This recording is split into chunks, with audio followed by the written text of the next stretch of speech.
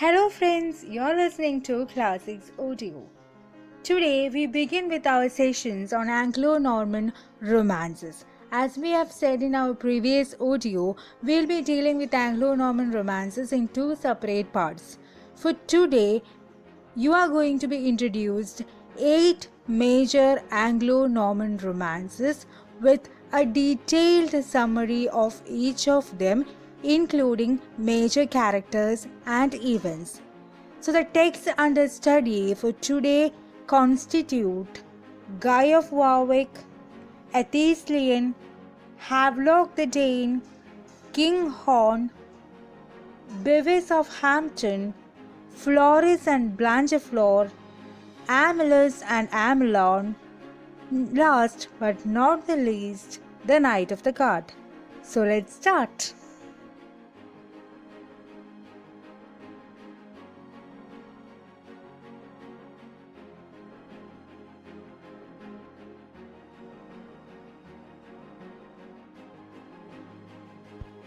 Guy of Warwick is a Middle English romance composed around 1300. The story concerns Guy, the son of a steward, who falls in love with Felice, daughter of the Earl of Warwick. Felice rejects Guy because he is not a knight. The Earl awards Guy with knighthood, but Felice still demands that he prove his worth. He establishes his worth through a series of battles and adventures across Europe. When he returns to Warwick, Felice still refuses to marry him until he proves that he is the greatest knight in the world. Guy then departs again to Europe. Guy and his companion Harold travel to Constantinople, where they help the Eastern Emperor defeat a Saracen army.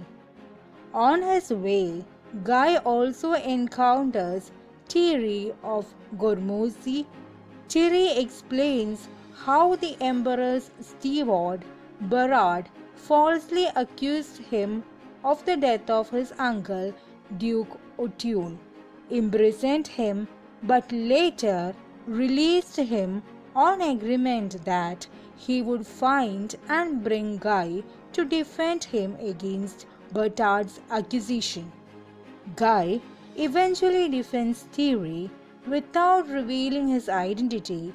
Still disguised, he then returns to England, which is being attacked by the Danes and their champion, a ferocious African giant called Colbrond. Guy beheads the giant and attains victory. After a brief anonymous visit to Felice Castle, Guy retires to a hermit's cell, where Archangel Michael tells him to prepare for his death. He sends his ring to Felice, who arrives just as her husband's soul ascends to heaven. When Guy's body becomes heavy, he is buried in the hermitage, where Felice dies at his graveside. An abbey is constructed in honor of Guy and Felice at Lorraine. Now let's move to the second most important Anglo-Norman romance for your UGC NET JRF preparation. It is Havelock the Dane, and it is a Middle English metrical romance written between 1280 and 1290. It consists of some 3000 lines of rhymed octosyllabic couplets. Havelock the Dane tells the story of the English princess Goldborough and the orphaned Danish prince Havelock, who defeats a conqueror to become the king of Denmark and part of England. The first mention of Havelock's story occurred around 1135 to 1140 in Geoffrey Gamer's History of English. The story begins in England, where the beloved Christian king Ethelwood has died, leaving his daughter Goldborough sole heir to the throne. She is left in the care of Earl Godrich of Cornwall, who sets up an oppressive rule and imprisons Goldborough in a tower, denying her the kingdom. Meanwhile, the story shifts to Denmark, where the King of Denmark also dies, entrusting his 3 children and his kingdom to Earl Godard. Godard kills the 2 young girls and threatens the life of the king's son Havelock. Godard hands the boy Havelock over to a fisherman, Grim, with instructions to kill him. Before Grim can carry out his order, a blazing light leaps from Havelock's mouth, indicating his kingly origin and divine mission. Further, Grim sees a king mark on Havelock, a birthmark in the shape of a cross. As a result of this, Grim spares the boy, adopts him, and takes him with his family to England. Havelock eventually grows into a strong young man. He becomes employed as a cook's helper in Godric's household. Godrich, believing that Havelock is of common origin, marries him to Goldborough.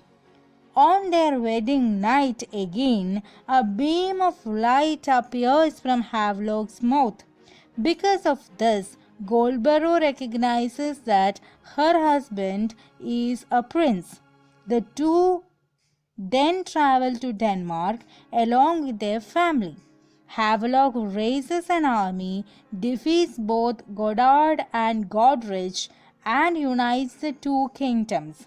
Havelock the Dane is also an important historical source for the understanding of political and legal procedures of the time. Now let's move to the next one called Athelstan. It is a Middle English romance written in the 14th century, composed of 812 lines.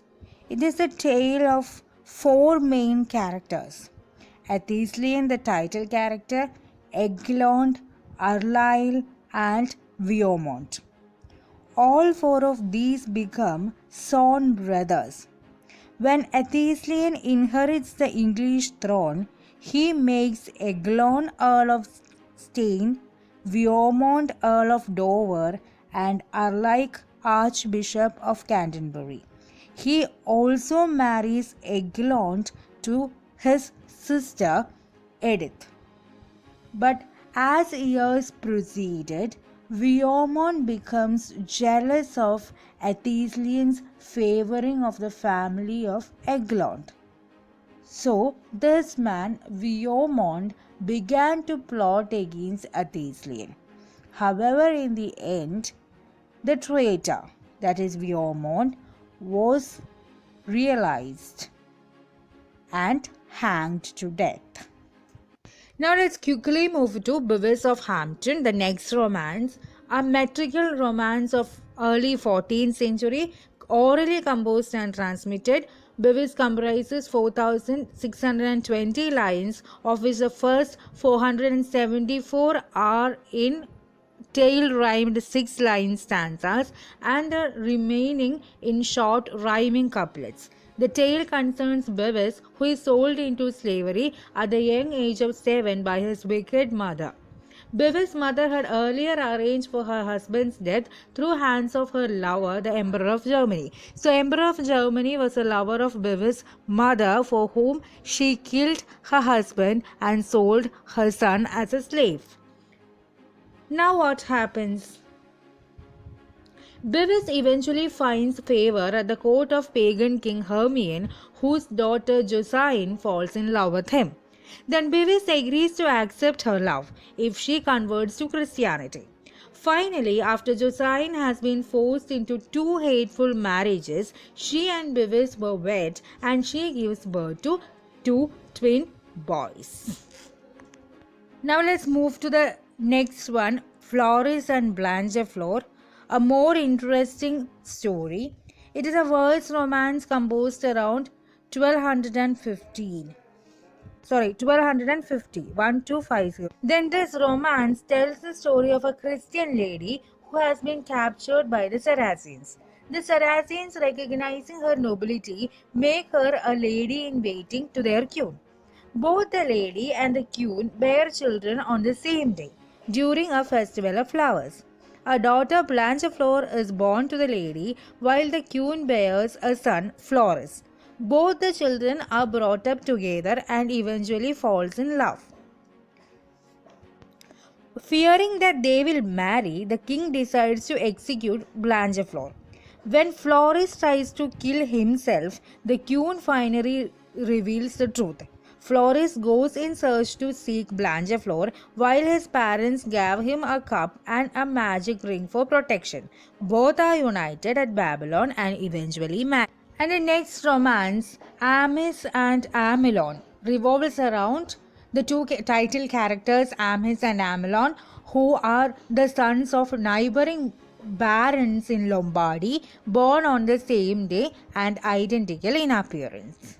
And after many trials and tribulations, the story ends with both the friends dying on the same day. Now let's proceed to the next one, King Horn, an English romance written around 1250, considered to be the earliest extant from romances. Then it narrates the story of a king's son, Horn, whose father was murdered by Saracen pirates. Now, finally, Horn avenges his father's death by killing the Saracens who murdered his father and regaining his kingdom.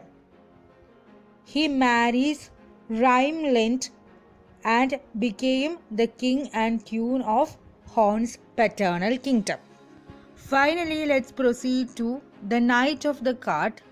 Here, for Knight of the Cart, we need to go a bit detail because it concerns with the love story of the queen of King Arthur.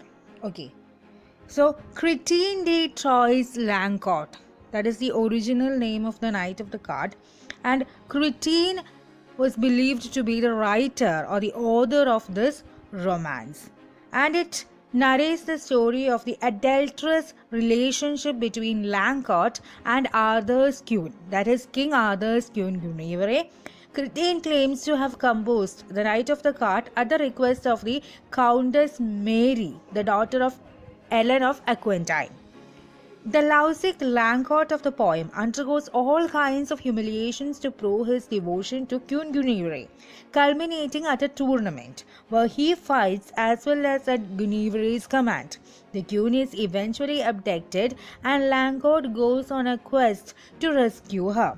In the end, Lancourt beats Megalint, King Badmugu's son, thereby saving Guinevere and strengthening their love. The story is reminiscent of Greek tales of underworld. Through the foolish actions of the love-struck Lancourt de Troyes satirizes love and mocks the effects of perpetual love on those who pursue it. So let's conclude this session. Normally we don't go in detail of Anglo-Norman period, but we have been discussing Anglo-Norman period in 2 or 3 sessions because as far as the recent question papers of NTA, UGC, NET, JRF is concerned, they tend to ask from unpopular areas and unpopular authors.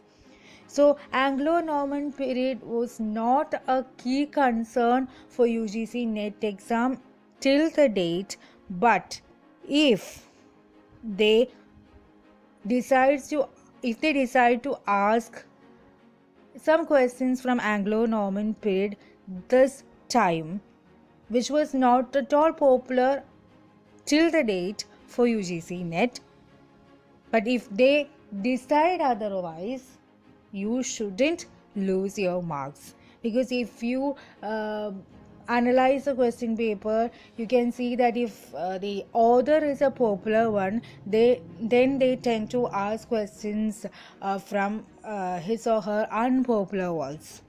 Or if we have a popular period for example, Elizabethan age, Romantic age, then they tend to ask questions from unpopular writers of the age. So, in any way, you should not lose your marks. That is why we are going in such a detail of the Anglo-Norman period.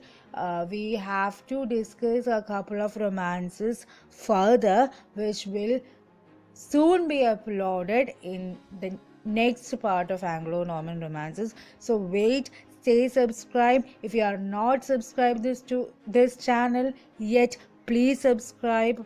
We'll upload the second part of Anglo-Norman romances with detailed summaries soon. Thank you.